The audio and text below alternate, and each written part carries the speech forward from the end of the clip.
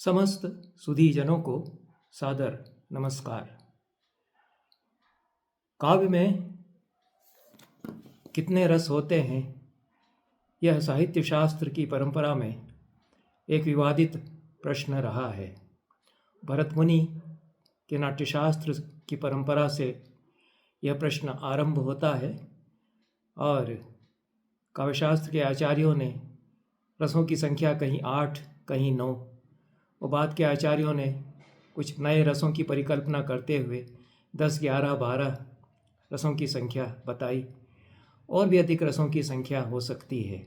भरत मुनि के नवरस के सिद्धांत को मान्यता देते हुए एक पारंपरिक मत रहा है कि मर्यादा का पालन किया जाए और मुनिमत का विरोध न किया जाए, अन्यथा तो रस कई हो सकते हैं।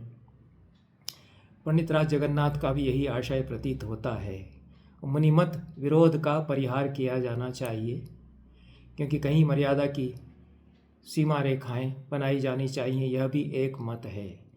दूसरी ओर रसे सारस चमत्कार, रस का सार चमत्कार है। चमत्कार की एक विशिष्ट अवधारणा हमारे काव्यशास्त्र में है, जो परम चैतन्य में विश्रांति होकर के और स्वात्म विमर्श करता है, वह चमत्कार की स्थिति कहलाती है। तो रसास्वाद में जब यह स्थिति आ जाए तभी सचमुच में रस निष्पन्न हुआ ऐसा माना जाएगा। सभी रसों में चमत्कार, जिनको रस माना गया है उनमें चमत्कार होता है या नहीं, यह प्रश्न रहता है। फिर भी अपनी अपनी दृष्टि से चमत्कार का अनुभव हो सकता है। 9 रसों के अतिरिक्त अन्यान्य भावों के आस्वादन में भी, तो उन भावों को भी रस के रूप में मान्य किया जाना चाहिए। यह बार बार पक्ष उदित होता रहा है। साहित्य दर्पणकार विश्वनाथ ने 2 नए रसों की परिकल्पना की। उनके पहले भोज ने कुछ और रसों की परिकल्पना प्रस्तुत की थी। प्रक्षोभ रस उन्होंने एक नया रस बतलाया और बहुत तार्किक दृष्टि से उन्होंने उसको सत्यापित भी किया। बाद के गौड़ीय भक्ति संप्रदाय में भक्ति रस को ही महारस माना गया। साहित्य दर्पण के प्रणेता विश्वनाथ ने जो 2 नए रस बताए, उसमें एक तो करुण विप्रलंभ यह रस है और दूसरा वत्सल रस है। करुण विप्रलंभ तो वहाँ होता है जहाँ प्रेमी और प्रेमिका बिछड़ जाते हैं पर मिलने की आशा बनी रहती है। निधन हो चुका है, अत्यंत दारुण विपत्ति आई है, पर मिलने की आशा बनी हुई है, इसलिए करुण रस नहीं होगा, श्रृंगार भी नहीं होगा, विप्रलंभ श्रृंगार भी नहीं होगा, क्योंकि वहाँ संयोग तत्काल हो जाना चाहिए, कुछ समय बाद हो जाना चाहिए। यहाँ तो चिरकाल का वियोग है और मिलने की आशा बनी हुई है, तब कौन सा रस होगा? तो उन्होंने, विश्वनाथ ने कहा कि करुण विप्रलंभ यहाँ होगा। इसको उन्होंने बाणभट्ट की महाश्वेता के दृष्टांत से सत्यापित किया। लक्ष्य जिसके आधार पर लक्षण निर्धारित होते हैं, वे महान कवियों की कविताएं हैं। बाणभट्ट ने महाश्वेता के अत्यंत मार्मिक चरित्र निरूपण के द्वारा यह सत्यापित कर दिया, यह साबित कर दिया कि करुण रस का आस्वाद कुछ भिन्न होगा, विप्रलंभ श्रृंगार का आस्वाद भिन्न होगा, श्रृंगार का आस्वाद भिन्न होगा। महाश्वेता का जो रस है वह तो करुण विप्रलंभ है, तो उसमें करुण तो है पर मिलने की आशा। पुंडरीक को अपने सामने ही दिवंगत देखती है, निष्प्राण हो चुका है, पर आकाशवाणी होती है कि इसकी काया को, शव को संभाले रहो, कभी न कभी इसमें जीवन आएगा। युग बीत जाते हैं, कई जन्म बीतते हैं, महाश्वेता प्रतीक्षा करती है। यहाँ फिर विप्रलंभ श्रृंगार भी नहीं हो पाएगा, करुण रस होगा नहीं, क्योंकि आशा है, और एक नया रस फिर करुण विप्रलंभ मानना पड़ेगा। यह उन्होंने तार्किक दृष्टि से सिद्ध किया विश्वनाथ ने। उसी तरह से उन्होंने कहा कि वत्सल रस मानना चाहिए। जहाँ वात्सल्य स्थायी भाव हो वहाँ चमत्कार होता है और आस्वाद होता है। वात्सल्य के भाव का चित्रण यदि इतना मधुर रूप में किया जाए तो वात्सल्य को रस क्यों न माना जाए। और बाद के हिंदी काव्य से यदि उदाहरण लें तो सूरदास की कविता है जिसमें कि वात्सल्य रस हम कह सकते हैं। विश्वनाथ का कहना है कि स्फुटम चमत्कारितया वत्सलम च रसम विदुः। वत्सल को रस मानना चाहिए क्योंकि स्फुट चमत्कार वहाँ पर होता है। रसे सारस चमत्कार, इस मानक के अनुसार वत्सल रस में यदि चमत्कार का अनुभव होता है तो इसको रस मानना चाहिए। ध्वनिवादी आचार्यों ने भक्ति रस, वत्सल रस, जिसका वात्सल्य स्थायी भाव हो, इनको पृथक रस इसलिए नहीं माना कि देवादि विषयक रति के अंतर्गत ये भावध्वनि में आ जाते हैं। रतिर्देवादि विषया व्यभिचारी तथांचितः। देवादि विषयक रति भाव यदि है तो रति का स्वरूप व्यापक मानते हुए केवल कांता विषयक रति ही रति नहीं हुआ करती। प्रेम का जो भाव है वह एक सार्वजनीन भाव है। पुत्र के लिए, पिता के लिए, माता के लिए, गुरु के लिए, राजा के लिए, अपने किसी पूज्य के लिए जो कुछ भी श्रद्धा, भक्ति, स्नेह, आदर के भाव हैं वे सब रति के ही रूप हैं, ऐसा मानते हुए कांता विषयक रति तो स्फुट रूप से श्रृंगार ही होती है, पर ये जो अन्यान्य रतियाँ हैं उनमें रस नहीं होगा, उनमें भावध्वनि होगी, क्योंकि वहाँ स्फुट नहीं होता है चमत्कार। इसलिए वत्सल रस को रस नहीं माना जा सकता। यह ध्वनिवादी आचार्यों का, मम्मट आदि का आशय है। और वात्सल्य की अभिव्यक्ति यदि इतनी उदग्र है कि चमत्कार उसमें है तो वत्सल रस मानना चाहिए। यह साहित्य दर्पणकार का पक्ष है और उसमें उनका कहना है कि यह भरत मुनि सम्मत है। मुनीन्द्र सम्मतो वत्सलः, यह मुनीन्द्र से आशय भरत से है। स्फुटम चमत्कारितया वत्सलम च रसम स्थायी वत्सलता स्नेह पुत्राद्यालंबनम विदुः, ऐसा साहित्य दर्पण में तृतीय परिच्छेद में वे कहते हैं। स्फुट रूप से चमत्कार उसमें है और स्थायी उसमें वत्सलता, यह वात्सल्य है। और पुत्राद्यालंबन उसके हैं, पुत्र आदि, बेटा बेटी जो भी जिनके प्रति स्नेह या वात्सल्य का उद्रेक होता है वो सब आलंबन होंगे। जिसके भीतर वात्सल्य स्थायी भाव जागरित हुआ है वह आश्रय होगा, वात्सल्य रस हो जाएगा। मुनीन्द्र सम्मत या भरत मुनि सम्मत क्यों है कि वह नाट्यशास्त्र के 17वें अध्याय से यह पंक्ति उद्धृत करते हैं। तत्र हास्य श्रृंगारयो स्वरितोदात्तैः वीराद्भुत वीररौद्राद्भुतेषु उदात्त कंपितैः करुण वात्सल्य भयानकेषु अनुदात्त स्वरित कंपितैः वर्णैर पाठ्यम उपपादयति। पाठ्य का निरूपण, जो रेसिटेशन या पाठ्य डायलॉग बोलने की पद्धति नाटक में है, 17वें अध्याय में भाषा विधान में भरत मुनि ने उसका विचार किया है। तो भरत मुनि के वाक्य को उद्धृत करते हुए साहित्य दर्पणकार विश्वनाथ कहते हैं कि हास्य और श्रृंगार में स्वरित और उदात्त स्वर लगेंगे, वीर, रौद्र और अद्भुत रसों में उदात्त और कंपित, और करुण, वात्सल्य, भयानक रसों में अनुदात्त, स्वरित और कंपित वर्णों से पाठ्य डायलॉग डिलीवरी होगी। यह वात्सल्य यहाँ पर आ गया है रसों के संख्या के परिगणन में, इसलिए उन्होंने कहा कि वात्सल्य रस तो भरत मुनि ने माना है। पर यह पाठ काव्यमाला संस्करण में मिलता है और जो अन्य संस्करण है उनमें कहीं वात्सल्य इस नाट्यशास्त्र के इस वाक्य में यहाँ पर नहीं है। वहाँ पर हास्य श्रृंगारयो सरितोदात्त वर्णैः पाठ्यम उपपाद्यम वीर रौद्राद्भुतेषु उदात्त कंपितैः करुण बीभत्स भयानकेषु अनुदात्त स्वरित कंपितैः। तो वहाँ वात्सल्य भयानकेषु के स्थान पर करुण बीभत्स भयानकेषु ऐसा पाठ बड़ौदा से प्रकाशित प्रामाणिक संस्करण में है, समीक्षित पाठ संस्करण में है और काशी संस्करण में भी वात्सल्य शब्द वहाँ नहीं आया है इस वाक्य में। तो यह साहित्य दर्पणकार के पास जो पोथी है, या तो वह काव्यमाला संस्करण में जो पाठ है उसकी पोथी उनके पास है 14वीं शताब्दी में, और उसके आधार पर वे भरत मुनि सम्मत बता रहे हैं। तो यह तो भरत मुनि सम्मत इसको कहना तो प्रामाणिक संस्करण की दृष्टि से स्वीकार्य नहीं हो सकता है, पर पक्ष तो बनता है और एक प्रबल पूर्व पक्ष बनता है जो कि स्वीकार किया जा सकता है। जिसको स्वीकार करना हो पूर्व पक्ष को स्वीकार करे। तर्क उसके पीछे साहित्य दर्पणकार का है और सारी तार्किकता जो रसानुभूति की है, रस निष्पत्ति की है, उसको सत्यापित विनियोजित कर सकते हैं। शिशु है, कोई नन्हा सा बच्चा है, उसकी चेष्टाएं, उसका नटखटपन, उसकी चुलबुलियाँ, उसकी शरारतें, ये सब उद्दीपन हो जाएंगे। थोड़ा सा किशोर हुआ है तो उसकी बुद्धिमत्ता, उसका तेज, खेल कूद क्रीड़ाओं में उसका आगे होना, धनुर्विद्या आदि में उसका सौंदर्य या शौर्य प्रदर्शन करना, ये सब उद्दीपक होंगे इस वात्सल्य स्थायी भाव के। इनसे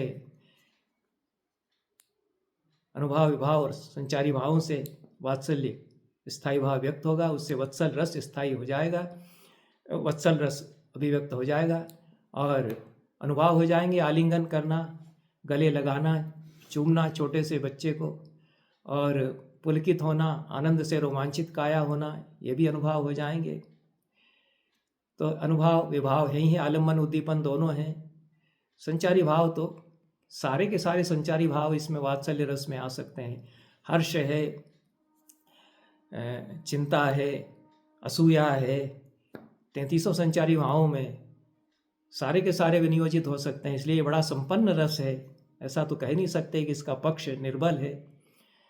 और साहित्य दर्पणकार ने जो उदाहरण दिया है वह भी कालिदास से दिया है, यह बताने के लिए कि एक तरफ तो हम मुनीन्द्र या भरत मुनि सम्मत बात कह रहे हैं और दूसरी तरफ कविकुल गुरु कालिदास के उदाहरण से हम सिद्ध कर रहे हैं कि हाँ, वात्सल्य स्थायी भाव यहाँ वत्सल रस में परिणत हो रहा है। तब वात्सल्य रस के भी, वात्सल्य स्थायी भाव वाले वत्सल रस के भी कालिदास एक बड़े कवि विश्वनाथ की दृष्टि से, साहित्य दर्पणकार की दृष्टि से कहे जा सकते हैं। रघुवंश में रघु के जन्म के पश्चात दिलीप जो नन्हे बच्चे रघु को देखता है और वो सुंदर प्रसंग है। वाच धात्र्या प्रथमोदितं वचो ययौ तदीयाम अवलंब्य चांगुलिम अभूच्य नम्र प्रणिपात शिक्षया पितुर्मुदम तेन ततान सोर्भकः। धाय माता उसको उंगली पकड़ करके ले जाती है, उसको बोलना सिखाती है। पहला शब्द उसने तात इत्यादि कुछ बोला, तो धात्री के द्वारा सिखाया गया पहला शब्द जब उसने बोला, उसकी उंगली पकड़ करके, जो घुटने घुटने चल रहा था, उंगली पकड़ करके पैरों पर खड़ा हो गया और चला। और फिर थोड़ा ही बड़ा हुआ तो उसको सिखाया कि पिता हैं, इनको प्रणाम करो, तो प्रणाम करने लग गया। तो जो कुछ करता था वह नन्हा सा रघु, आमोद की लहरें पिता दिलीप के भीतर उच्छलित होती थीं। पितुर्मुदम तेन ततान सोर्भकः। अर्भक, डिंभक, ये छोटे से बच्चे के लिए प्यार के शब्द हैं, डिंभ भी कहते हैं।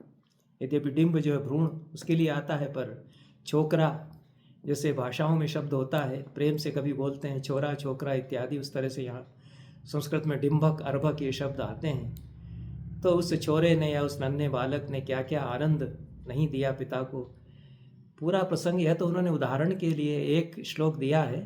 आशा यही है कि पूरा जो प्रसंग है रघुवंश में तृतीय सर्ग में, जो रघु के जन्म, अरिष्ट शय्याम परितो विसारिणा सुजन्म नस्तस्य निजेन तेजसा निशीथ दीपा सहसा हतत्विषो बभूवरालेख्य समर्पिता इव। बच्चा जन्म लेते ही लिटाया गया शैया पर, ऐसी कांति उसकी आभा फूट रही है सुजन्मा उस रघु के देह से, उसके मुख से, कि निशीथ दीपा सहसा हतत्विषो। आधी रात के समय जो दीप हैं वो फीके पड़ गए, हतत्विष हो गए, और निष्कंप जैसे उसको ताक रहे हो, दिए की लो निष्कंप होकर के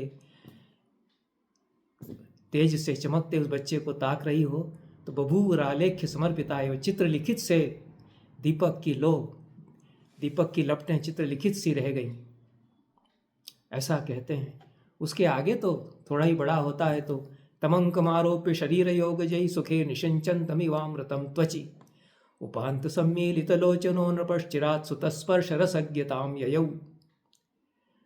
उसको गोद में उठाया राजा दिलीप ने, तो शरीर के एक एक पोर में बेटे का जो संयोग हुआ, तो अमृत की धार जैसे शरीर में बही है। सुख की अनुभूतियाँ मन के भीतर संचरित हुई और आंखें मूंद ली आनंद के कारण। बहुत देर तक सुतस्पर्श रसज्ञता को प्राप्त किया दिलीप ने। कालिदास ने तो कह दिया कि रस है, यहाँ वत्सल रस हो गया, उन्होंने रस शब्द का भी प्रयोग कर दिया है। तो बड़े समय के बाद, बड़े मनोरथों के बाद दिलीप को एक संतान मिली थी, तो गले लगाकर बड़ी देर तक रस उसका लेते रहे, आनंद उसका लेते रहे।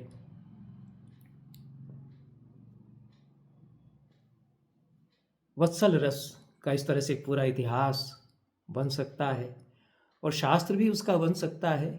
वात्स्यायन बताते हैं कि 2 प्रकार की रति होती है, एक सांप्रयोगिक रति है, एक असांप्रयोगिक रति है।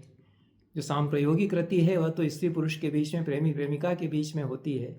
असांप्रयोगिक रति जो है, जिसमें दैहिक मिलन उस रूप में नहीं होता है लेकिन मन मिलते हैं 2 लोगों के, वह मित्रों के बीच में हो सकती है, 2 सहेलियों के बीच में हो सकती है, पिता पुत्र के बीच में तो हो ही सकती है, वात्सल्य के रूप में हो सकती है। और कालिदास ने इसको भी सत्यापित कर दिया कि मित्र विषयक जो रति है उसको सुरत प्रेम, वहाँ प्रयान रस माना अन्य आचार्यों ने, तो प्रयान भी रस उन्होंने बना करके बता दिया। शाकुंतल का जो पहला अंक है उसमें अनसुईया, प्रियंवदा और शकुंतला की जो बातचीत है उसमें जो आनंद की फुलझड़ियाँ छूटती हैं, इनकी चुलबुली में, परस्पर हंसी ठिठोली में, एक दूसरे के प्रति कितना गहरा लगाव प्रेम है, एक दूसरे का कितना ध्यान रखती हैं। पहले अंक से लगा करके पहले, तीसरे और चौथे अंक में ये जो सुरत प्रेम प्रयान रस बना है कालिदास में, यह तो स्वीकार करना पड़ता है कि मित्रों के बीच में जो प्रगाढ़ स्नेह संबंध है वो प्रयान रस उससे बनता है। अन्य आचार्यों ने कहा कि इसको रसवद अलंकार मान लेना चाहिए, ध्वनिवादी आचार्यों ने, या इसको भावध्वनि ही मानना चाहिए। ऐसा उन्होंने रस के रूप में इसको स्वीकार करना नहीं चाहा। लेकिन महान कवि की लेखनी से कोई भाव इतना प्रबल हो उठता है कि उसको रस क्यों न माने। भोज ने फिर यही कहा कि सारे के सारे व्यभिचारी भाव रस बन सकते हैं। ये तो कवि की लेखनी का चमत्कार है कि वह किसी व्यभिचारी भाव को ऐसा चमत्कारपूर्ण ढंग से चित्रित करे कि उसमें रस अनुभव हो। तो यह रसानुभूति का स्वरूप ही कुछ भिन्न होगा। वो तन्मयी भवन होकर के डूब जाना रस वहाँ नहीं होगा, चिंता वह भी हो सकता है। यह भोज का मत अलग है, लेकिन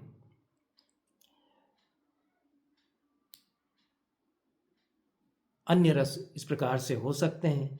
इसलिए संभावनाओं को पूरी तरह से निरस्त नहीं किया जा सकता कि रस, कविता की जैसी अनंत संभावनाएं हैं, मनुष्य के जीवन की जैसे अनंत संभावनाएं हैं, काव्यास्वाद की भी अनंत संभावनाएं हैं।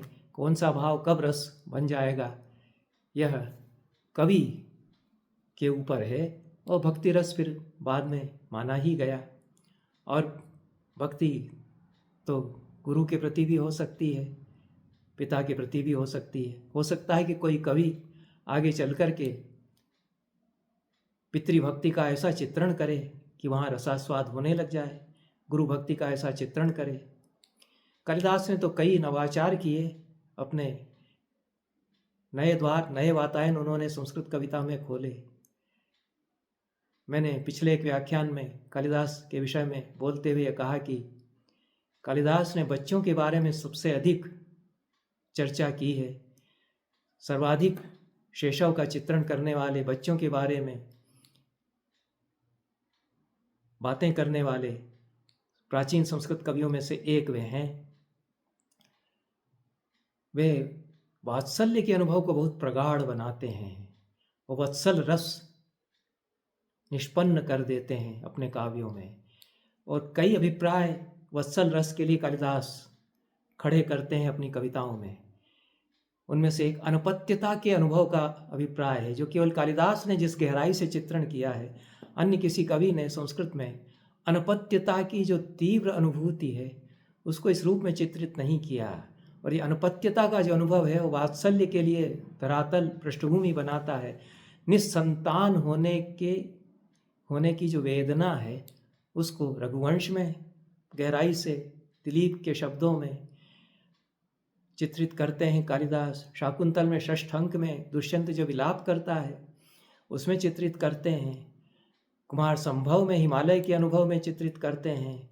कई प्रसंगों में दशरथ कृष्याम दहन्नपि क्षितिमिंदनेत्त बीज प्ररोह जननीम ज्वलन करोति। मेरा तो धन्य हो गया, इस शाप से भी जीवन, ऐसा दशरथ कहते हैं। आपने शाप दिया कि पुत्र शोक से मरोगे, तो मैं तो इसी में जी गया, बेटा नहीं था मेरा।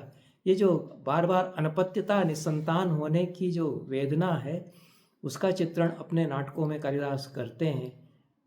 यह एक अभिप्राय है जो वात्सल्य के अनुभव को तीव्रता प्रदान करता है। ऐसा व्यक्ति जब संतान उसकी गोद में आएगी तो क्या उसको आनंद होगा, जैसा कि दिलीप को हुआ। दूसरा, ससत्वा का वर्णन उन्होंने, यह भी कालिदास ने ही जैसा किया है, ससत्वा गर्भवती को कहते हैं। बहुत अद्भुत आत्मीय अनुभूति के साथ में कालिदास ससत्वा महिलाओं का वर्णन करते हैं। दिनेषु गच्छत्सु नितान्त पीवरम इत्यादि जो सुदक्षिणा का वर्णन किया है, मैना का वर्णन किया है, कुमार संभव में अनेक रानियों का, नायिकाओं का जब गर्भ धारण करती है तो क्या उसका चेहरा है, क्या काया है, माँ बनने की अनुभूति, यह भी वात्सल्य के अनुभव के लिए पृष्ठभूमि कालिदास बनाते हैं। और ये बड़े सुंदर प्रसंग हैं, इन पर विचार करेंगे तो बहुत समय होगा, लेकिन जहाँ सीधे सीधे वात्सल्य की धार कालिदास ने बहा दी है, ऐसे प्रसंग यदि लें तो अभिज्ञान शाकुंतल के चौथे अंक में अंगी रस फिर करुण नहीं वत्सल रस मानना चाहिए। यह साहित्य दर्पणकार के मत को देखते हुए और कालिदास के वात्सल्य निरूपण को देखते हुए मुझे लगा कि इस धारणा पर पुनर्विचार होना चाहिए कि अभिज्ञान शाकुंतल के चौथे अंक में करुण रस है, प्रधान रस है, वहाँ तो वात्सल्य है और वात्सल्य की ऐसी धार वहाँ पर बही है, करुण कैसे माना जाएगा? ऐसी कोई दारुण विपत्ति नहीं आई है। शकुंतला को विदा दे रहे हैं, कण्व जानते हैं कि बाद में सब कुछ मंगल होगा। सखियाँ भी सोचती हैं कि शाप तो मिला है लेकिन कट जाएगा शाप, क्योंकि दुर्वासा ने उसको कैसे निवृत्त हो जाएगा ये तो बता ही दिया है। दुर्वासा ने तो कह दिया कि आभरणाभिज्ञान दर्शनेन शापो निवर्तयिष्यते। पहचान की अंगूठी दुष्यंत जब देख लेगा तो शाप टूट जाएगा। तो सखियाँ तो समझती हैं इस बात को, शकुंतला के बस में नहीं है कि वह पहचान की अंगूठी खुद दिखा देगी। दुष्यंत देखेगा और कोई प्रसंग में, ये दुर्वासा कह चुके, सखियाँ भी जानती हैं कि कुछ विपत्ति आएगी, हो सकता है। बहुत कातर है उनका मन, मित्र स्नेह है यह, सखी के लिए स्नेह है, उससे बहुत कातर है। कितनी कातरता है यहाँ पर, तो प्रयाण रस भी होता है। लताएं कैसा अनुभव कर रही हैं, हरिण का छोना पकड़ लेता है, वस्त्र का छोर शकुंतला का खींचता है, तो पूरी प्रकृति या तो वात्सल्य में रंगी हुई है या यह जो प्रयाण रस है, मित्र स्नेह है, उसमें रंगी हुई है। सारी वहाँ पर जो सारा समूह है, तापसियाँ हैं, गौतमी हैं, कण्व का तो कहना ही क्या है। मुनि का जैसा चित्रण किया है, ये कैसा मुनि है जिसका कि हृदय जो है वह कलप रहा है, रो रहा है बेटी के लिए, जो कि उसकी अपनी बेटी नहीं है, उठा करके ले आए थे। तो ये कालिदास पर और ध्यान देकर के विश्वनाथ यदि परिष्कृत करते अपनी वत्सल रस की अवधारणा को तो बहुत सारे नए आयाम उसमें खुल सकते, क्योंकि कितने अभिप्राय उसमें फिर कालिदास जोड़ते हैं। और यह तो सत्य है कि वात्सल्य को अंगी बना करके कोई प्रबंध या महाकाव्य नहीं लिखा गया, लिखा जा सकता है, इसमें कोई बाधा नहीं है। ऐसा महाकवि कभी होगा जो शिशुओं के प्रति प्रेम के चित्रण में बहुत सुंदर पूरा एक बड़ा नाटक, पूरा एक महाकाव्य लिखेगा। दो मित्रों के प्रेम के चित्रण में, एक दूसरे के लिए उनकी बलि देने के चित्रण में तो उपन्यास लिखे गए, वहाँ तो प्रयाण रस होगा ही। तो यह और भी कवियों में वात्सल्य खूब मिलेगा। उत्तरामचरित में भवभूति के, वहाँ पर भी कौशल्या जनक आदि जो लवर कुश को खेलता देखते हैं उनके अनुभव में। तो यह शाकुंतल के चतुर्थंक पर थोड़ी सी चर्चा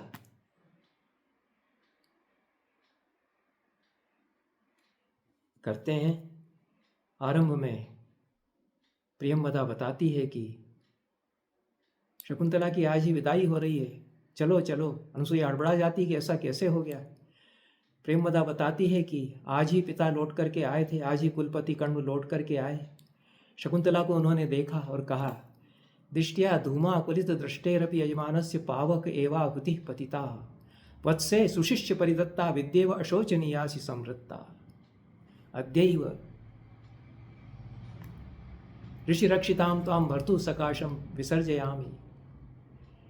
भाग्य की बात है बेटी कि यजमान की आंखें धुएं से अश्रु विकल हो गई थी, दृष्टि उसकी काम नहीं कर रही थी, हाथ उसने बढ़ाया पर आहुति उसकी यज्ञ वेदी में ही गिरी, पावक में ही गिरी। अच्छे शिष्य को दी गई विद्या की तरह अशोचनीय तू हो गई। ये ऋषि के मुनि के वचन है। बेटी के लिए ऐसा प्रेम है। और कोई पिता होता तो कहता कि क्या किया तूने कलंकिनी, आश्रम की मर्यादा भंग कर दी है, मुंह काला कर लिया है तूने, और जिसने ऐसा किया है उसको मार डालने को तैयार हो जाता। आजकल के पिता तो ऐसे हो गए हैं, कैसे क्रूर हो गए हैं। और बेटियों की भी हत्या होती है, बेटियां आत्महत्या या तो करती हैं। सीखना चाहिए कि हमारे ऋषि क्या बता गए, हमारे मुनि क्या बता गए हैं। कुछ स्खलन हुआ, यौवन था पर नव यौवन था, भरमा गई, बुलावे में आ गई दुष्यंत के। इसके लिए क्या उसको डपटना और डांटना, जो कुछ हुआ सब ठीक ही तो हो गया।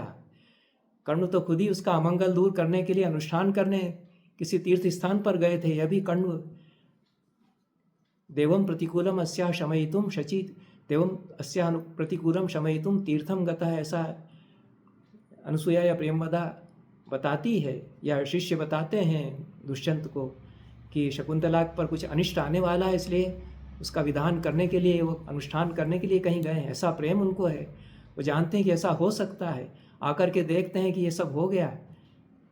अनुसुया शकुंतला के लिए जो लाड़ है, दुलार है, वो पाला है। नन्ही सी बच्ची नवजात को उठा करके लाए थे, तब से जो पाला है, कोई उन्होंने क्रोध नहीं किया।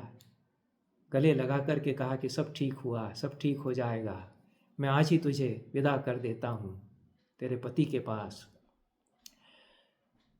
और फिर शकुंतला की विदाई आरंभ हो जाती है। ये अद्भुत प्रसंग है। अन्य किसी नाटक में, फिर संस्कृत में, बेटी की विदा का ऐसा प्रसंग नहीं आया। और वात्सल्य की अटूट धारा भी फिर अन्य किसी नाटक में ऐसी नहीं बही जो कालिदास ने यहाँ बहा दी है। तापसियाँ आ जाती हैं, प्रेमवदा देखती है कि भोर होते ही शिखा निमज्जित करा दी गई है हमारी सखी, और निवार हाथ में लिए स्वस्ति वाचन करती हुई तापसियाँ उसको घेरे हुए खड़ी हैं। दोनों उसके पास पहुँचती हैं, तभी कण्व आते हैं।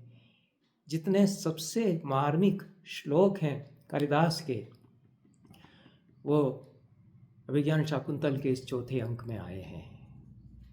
यास्यत्यद्य शकुंतलेति हृदयं संपृष्टमुत्कण्ठया कंठस्तंभित बाष्पवृत्ति कलुषश्चिंता जडं दर्शनम वैक्लव्यं मम तावदीदृशमहो स्नेहादरण्यौकसः पीड्यन्ते गृहिणः कथं नु तनया विश्लेष दुःखैर्नवैः। आज शकुंतला चली जाएगी, उत्कंठा कचोट रही है मेरे जी को, गला भर्रा जाता है बार बार, चिंता की रेखाएं खिंच गई हैं मुख पर, ऐसी विकलता मेरी, मैं वन में रहने वाला वनवासी मुनि वानप्रस्थ हूँ। उठा करके ले आया था, यह पड़ी हुई थी पेड़ के नीचे, पक्षी इसकी रक्षा कर रहे थे, नवजात शिशु की। इसके लिए ऐसा मन में मेरा दुलार, ऐसी विकलता इसके जाने के कारण।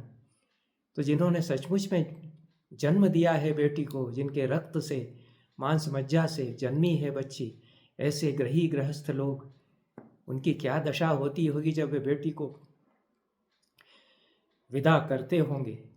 कण्व ये कहते हैं, ये अजर अमर कविता कालिदास की यहाँ फूटती है। और समस्त भारतीय जीवन, मध्यम वर्ग परिवारों का जो जीवन है, उसकी वेदना, उसका प्रेम, उसका उल्लास, उसका आनंद, ये सब कालिदास यहाँ चित्रित करते हैं। तापसियाँ आशीर्वाद देती हैं, इसमें भी दुलार तो है ही, वात्सल्य तो है ही। भर्तुर्बहुमान सूचकम महादेवी शब्दम लभस्व, पति के प्रति पति का बहुमान सूचक महादेवी शब्द तुझे प्राप्त हो। दूसरी कहती है वीर प्रसविनी भव, वीर संतान की माँ बन। तीसरी कहती है भर्तुर्बहुमता भव, पति तुम्हें बहुत सम्मान दें। ये सारे वचन तपस्वियों के आगे चलकर चरितार्थ होते हैं। बीच में शकुंतला को कष्ट भोगना पड़ता है तो ठीक है। तपस्वी दो बालक आते हैं, वे कुछ प्रसाधन सामग्री लेकर के आते हैं। देख करके सब लोग चकित हो जाते हैं कि कहाँ से तुम इतनी अच्छी चीज़ें, अलंकार के साधन उठा लाए। गौतमी पूछती है कि कहाँ से बेटा नारद ये तुमको मिली? तो वह तो कहता है कि हमारे गुरु कश्यप के प्रभाव से पेड़ पौधों ने ये हमको दे दी। ये कालिदास की आलंकारिक भाषा है। मुनि ने ऐसा तपोवन को बना दिया है कि प्रकृति मनुष्य के लिए विसर्जित करती है सब कुछ, स्वयं गिरा देती है, सब कुछ प्रदान कर देती है। क्षोमम केनचिदेन्दु पांडु तरुणा मांगल्यम आविष्कृतम निष्ठ्यूतश्चरणोपभोग सुलभो लाक्षारस केनचित। किसी ने कोशे वस्त्र गिरा दिए, किसी पेड़ ने, किसी ने लाक्षारस महावर निचोड़ करके दे दी, और वन देवियों के हाथ पेड़ों से निकल आए, पेड़ों की पोरों से उन्होंने आभरण फूलों के कोंपलों के दे दिए निकाल करके। अन्येभ्यो वन देवता करतलैरापरो भागोत्थितैरन्तान्याभरणानि तत्किसलयोद्भेद प्रतिद्वंद्विभिः। तो यह पूरी प्रकृति जो शकुंतला के प्रति वात्सल्य प्रकट कर रही है, ये तो वात्सल्य के कितने आयाम हो सकते हैं। मातृरूप हम निसर्ग में देखते हैं, निसर्ग को सजीव कर देते हैं, तब वो भावान अचेतनान अपि चेतनवत चेतना न चेतनवत चेतन बना देता है कभी अपनी कल्पना में। चेतना तो सभी है, पेड़ पौधों में, पेड़ पौधे भी प्यार करते हैं। तो कालिदास इस बात को जानते हैं। और करुण रस नहीं है, क्योंकि कालिदास ने तो खुद ही कह दिया कि आनंद की धार है यहाँ। एष ते आनंद परिवाहिना चक्षुषा परिष्वजमान एव गुरु उपस्थितः। कर्ण जा रहे हैं शकुंतला के सामने, गौतमी कहती है कि आनंद से आंसू की धार बह रही है बेटी तुम्हारे लिए इनके, कि मेरी शकुंतला अब कितने बड़े राजा की रानी बनने जा रही है। तो आनंद की धार है यहाँ, करुण रस कैसे मान लिया जाएगा। आशीर्वाद जो देते हैं, यया तेर्यु शर्मिष्ठा भर्तुर्बहुमता भव सुतम त्वमपि सम्राजम सैव पूर्वमवाप्नुहि। जैसे शर्मिष्ठा ययाति को प्यारी बनी, उस तरह से तू अपने पति की प्यारी बनना, और जैसे सम्राट पुरु का पुत्र उसको मिला, ऐसे ही चक्रवर्ती सम्राट पुत्र तुझे भी प्राप्त हो, ऐसा आशीर्वाद देते हैं। इसमें भी सब कुछ जब सुखांत होना है, सब कुछ अच्छा अच्छा होना है, तो इसमें कण्व स्वयं अपने आशीर्वाद में बता रहे हैं। गौतमी कहती हैं कि वरह खलवेश नाशी, बेटी ये तो वरदान है, आशीर्वाद नहीं है, क्योंकि ये सत्य होगा। वेद मंत्र फूट पड़ता है कण्व के मुख से। ये सब वात्सल्य जो बनाया है कालिदास ने, उद्रिक्त किया है, उसकी धार यहाँ पर बह रही है। और यह जो सख्य का रस है वह उसमें अंग के रूप में चलता है। सखियों का जो प्यार है, दुलार है शकुंतला के लिए, कैसे उसको सजा रही हैं। और दोनों में, शकुंतला और प्रियंवदा में, शकुंतला और अनसुईया में जो बातचीत होती है, इसके बाद चल पड़ती है शकुंतला। काश्यप कहते हैं कि अपनी बहन को रास्ता बताओ शारंग्रव से। शारंग्रव कहते हैं कि भवती इधर से आइए, इधर से आइए। काश्यप भाव गदगद हो जाते हैं। कण्व ऋषि सारी प्रकृति को संबोधित करते हैं, यह वह शकुंतला जा रही है।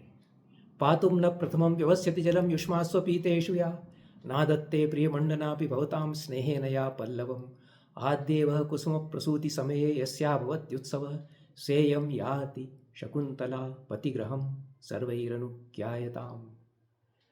जो पानी नहीं पीती थी, तुम लोगों को पानी दिए बिना कितना इसको अच्छा लगता था फूलों से, कोपलों से श्रृंगार करना, लेकिन तोड़ती नहीं थी कोई कोपल तुम्हारे तनों से, शाखाओं से, कि इनको चोट पहुँचेगी। कोई फूल उठता था तुम लोगों के बीच में, कोई पौधा, तो उत्सव हो जाता था जिसके लिए। वही शकुंतला अपनी ससुराल, अपने पति गृह जा रही है। तुम सब लोग इसको विदा दे दो। सारी प्रकृति विदा देती है। कोयल कूक उठती है उसी समय। अनुमत गमना शकुंतला तरुविरयम वनवास बंधु भी। वनवास में जो इसके सगे थे, सारे भाई थे, बहन थी कोई लता, कोई भाई था पेड़ इसका, निसर्ग कन्या है यह शकुंतला। इसका ऐसा अनुराग है पेड़ पौधों से। तो यहाँ तो सारी प्रकृति उस रस में सराबोर है, जो प्रयाण रस है, जो प्रेम का रस है। उसमें कालिदास ने रस की जो एक संकीर्ण अवधारणा है उसको तोड़ दिया है, तो रसाप्लुत हो जाता है सब कुछ। शकुंतला का जो अटूट संबंध है, एक तादात्म्य संबंध है पेड़ पौधों से, निसर्ग से, वहाँ की लताओं से, वो ऐसी शकुंतला है। इसीलिए रविन्द्रनाथ टैगोर ने कहा कि शकुंतला या निसर्ग कन्या है। उन्होंने जो समीक्षा लिखी है शकुंतल की, वह भी बड़ी मार्मिक है। तो अनुमत गमना शकुंतला तरुवीरयम वनवास बंधुभिः, तरुवीरियम वनवास बंधुभिः, परभृत विरुतम कलम यथा प्रतिवचनी कृतमेभिरीदृशम। कोयल की कूक के द्वारा जिसे पेड़ पौधे कह रहे हैं कि जाओ बेटी शकुंतला जाओ, और जो आशीर्वाद वन देवियां देती हैं, ये तो कालिदास फिर वन देवियों को मूर्त कर देते हैं। वन देवियां जैसे बोल उठी हैं, सारे वन की देवियां बोल उठी हैं। रम्यांतर कमलिनी हरितैः सरोभिर छाया द्रुमैर नियमितार्कमयूखतापः भूयात् कुशेशैरजो मृदुरेणुरस्या शांतानुकूल पवनश्च शिवश्च पंथाः। कमलिनियों से हरित भरे हुए सरोवरों के द्वारा जो रम्य बनता चला जा रहा है, और छायादार पेड़ जिसमें बीच बीच में आएंगे, धूप तुम्हें ताकि न लगे, और फूल बिछे होंगे रास्ते में, ऐसा रास्ता शांत और अनुकूल पवन वाला तुम्हारे लिए सदैव बना रहेगा, ऐसा तपोवन की देवियां कह उठती हैं। फिर तो शकुंतला के जाने पर पीले पत्ते गिराती हुई लताएं जैसे आंसू गिरा रही हैं, यह सब कथन है ही। और इसके साथ प्रयाण रस जो चलता है, लता भग्नी वनज ज्योत्सना से मैं विदा लेती हूँ, ऐसा शकुंतला कहती है। तो यह कण्व ऋषि का जो वात्सल्य है, गौतमी का वात्सल्य है, और तपस्विनियों का जो वात्सल्य है, सारी प्रकृति का जो वात्सल्य है कि ये जा रही है। और शकुंतला का जो वात्सल्य है आश्रम के छोनों के प्रति, कोई छोना हरिण का आकर के उसका वस्त्र का छोर अपने मुंह से पकड़ करके रोकने लगता है। शकुंतला की तो आंखें डबडबाई हुई हैं, देख नहीं पा रही कि कौन पीछे से खींच रहा है। कौन खलवेश निवसने में सज्जते, कौन मेरे कपड़े को पकड़ करके खींच रहा है। काश्यप कण्व कहते हैं, यस्य त्वया व्रणविरूपणमिंगुदीनां तैलं न्यषिच्यत मुखे कुशसूचि विद्ये श्यामाकमुष्टि परिवर्धितको जहाति स्वयं न पुत्र कृतकः पदवीं मृगस्ते। इसको जब कभी चोट लग जाती तो तुम इंगुति का तेल लगाती थी, और इसके मुख कुश सूची से घायल हो जाने पर इसके मुख में धान की मुट्ठियाँ दे देकर तुम इसे पोसती थी। ऐसा है तुम्हारा बेटा, तुम्हारा रास्ता छेंक करके खड़ा हो गया है। शकुंतला तो विफल हो जाती है। शकुंतला का वात्सल्य है, बेटे की तरह पाला है उस हरिण के छोने को, उसका यह वात्सल्य है, और बिलख उठती है अपने उसके लिए। तो यह सब वात्सल्य यहाँ पर शोक व्यभिचारी भाव होकर के आया है, करुण रस नहीं हुआ यहाँ पर। शोक उसका व्यभिचारी भाव बन करके आया है वात्सल्य रस का, क्योंकि पूरी धारा जो है निसर्ग के साथ शकुंतला के संबंधों की जो धारा है उसमें या तो प्रयाण रस है या वात्सल्य रस है। इसलिए पूरे चतुर्थ अंक में वात्सल्य और प्रयाण ये रस हैं। और जो साहित्य दर्पणकार विश्वनाथ ने कहा कि वत्सल रस को एक रस मानना चाहिए, कालिदास ने इस चतुर्थ अंक में सत्यापित कर दिया उसको। और अंतिम श्लोक तक जिस तरह से सखियां देखती रह जाती हैं शकुंतला को जाती हुई, कण्व देखते रह जाते हैं। जिस तरह से शकुंतला कहती है कि आप बहुत ज़्यादा कष्ट मत दीजिएगा व्रत उपवासों के द्वारा अपने शरीर को, आप तो पहले ही इतने कृशकाय हैं। बेटी का कैसा पिता के लिए लगाव है, बार बार गले लगती है उनके, कहती है तपश्चरण पीड़ितम तात शरीरम तन्माति मात्र मम कृते उत्कंठस्व। मेरे लिए बहुत ज़्यादा आप दुखी मत होइएगा, जानती है कि बहुत दुखी रहेंगे मेरे पिता मेरे बिना।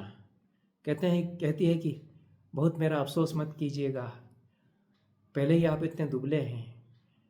काश्यप तो और भी विफल हो जाते हैं उसकी बात सुन करके, लंबी सांस छोड़कर कहते हैं, शममेष्यति मम शोकः कथं नु वत्से त्वया रचित पूर्वम उठजद्वार विरूढ़म निवार बलिम विलोकयतः। कैसे मेरा शोक थमेगा, जो तुमने निवार बलियाँ मेरे लिए बनाई थीं, झोंपड़ी के द्वार पर जो रंगोली अल्पना तुम बना दिया करती थी, उसको जब जब मैं देखूंगा तो तुम्हारी स्मृति मुझे आएगी, तो तुम्हारी स्मृति तो मुझे आती रहेगी। यहाँ भी करुण रस नहीं मान सकते हैं, क्योंकि शकुंतला की स्मृति भी आएगी तो कर्ण जानते हैं कि वह सुखी होगी, अंततः सुख होगा, उसको मिलेगा। तो इस तरह से अंतिम वाक्य जो है सखियों का, दूर जा रही है शकुंतला, चली जा रही है, वो देख रही हैं दोनों सखियाँ, जब तक ओझल नहीं हो जाती तब तक खड़ी भी उसको देख रही हैं। ये थिएटर कितना बड़ा खड़ा किया गया, इसको कैसे दिखाना, यह तो हमको बताया गया है कि जो बड़ी प्रस्तुति हुई थी जिसमें तापस सेन ने लाइट इफेक्ट्स दिए थे, उसमें कैसे इसको दिखाया गया था। सखियां देख रही हैं, शकुंतला धीरे धीरे ओझल हो रही है, कहती हैं कि अरे अब तो दिखाई नहीं दे रही शकुंतला, झाड़ियों पेड़ों के पीछे पगडंडी में छिप गई। काश्यप कहते हैं कि चली गई अनसुया, तुम लोगों की सखी चली गई, अब इस शोक को रोक लो, मेरे पीछे पीछे आओ। इसलिए शोक स्थायी भाव नहीं बन सकता है, अपने शोक को रोक करके मेरे पीछे आओ। दोनों सखियां कहती हैं कि शकुंतला के बिना सूना लग रहा है आश्रम, कैसे इसमें हम जाएं। अंतिम जो वाक्य है कण्व का, उसमें फिर कालिदास ने यह सुझा दिया है कि ये करुण रस फिर भी नहीं है। वो कहते हैं कि अर्थो ही कन्या परकीय एव तामद्य संप्रेष्य परिगृहीतुः जातो ममायम विशदः प्रकामं प्रत्यर्पितन्यास इवांतरात्मा। बेटी तो पराया अर्थ होती है, अब धन उसको नहीं कहेंगे क्योंकि अर्थ शब्द पुरुषार्थ शब्द संस्कृत में पुरुषार्थ की परंपरा है, उसका कुछ बड़ा अभिप्राय होता है। तो यह परकीय अर्थ है, उसको मैंने, जिसने उसका परिग्रहण किया, जिसने उसका पाणी ग्रहण किया, जिसने उसका हाथ पकड़ा, उसको दे दिया, सौंप दिया। आज मेरा अंतरात्मा विशद है, निर्मल हो गया, जैसे धरोहर मैंने मेरे पास थी उसको सौंप दिया है। इसके साथ चौथा अंग समाप्त होता है। इसमें वात्सल्य की धारा अटूट रूप से बही है और साहित्य दर्पणकार के वत्सल रस के रस होने के मत को चतुर्थ अंक कालिदास का सत्यापित करता है। इन शब्दों के साथ यह वक्तव्य समाप्त करते हैं। यद्यपि कुमार संभव में अन्य काव्यों में भी वत्सल रस कालिदास में आता है, उस पर अवसर होने पर फिर चर्चा करेंगे। सभी को नमस्कार, धन्यवाद।